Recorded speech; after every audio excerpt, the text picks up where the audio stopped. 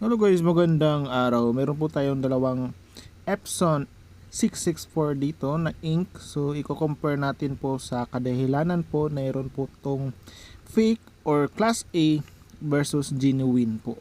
Kapag fake po ang isang ink ay wala po kayong nakikitang hologram dito sa kanyang seal. Kapag itinapat nyo po sa ilaw, dapat may hologram na Epson po ang lalabas dyan. At ito po yung seal na kupas, no, compare dito sa isa.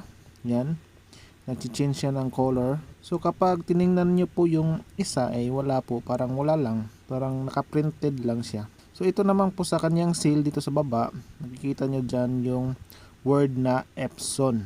Yan, ganyan yan, no. Meron po siyang hologram dyan na Epson, hindi lang medyo makita sa camera pero meron po siya.